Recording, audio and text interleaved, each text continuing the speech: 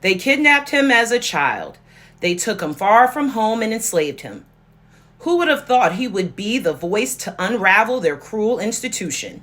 Olaudah Equiano was 11 when the white men came. He'd loved his life in the small, tight-knit village in present-day Nigeria.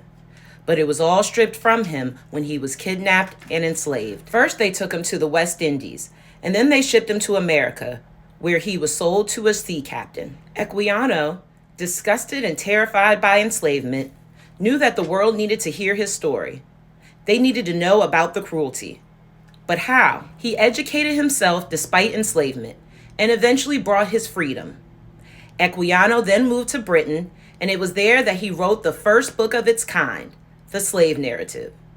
It exposed slavery for what it was and transformed the institution. His book was an instant success, and the first edition sold out almost immediately. Translated into many languages, it opened eyes across the world.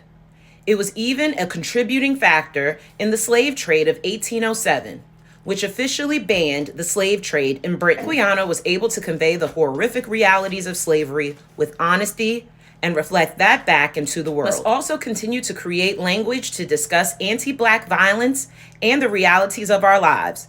Telling the truth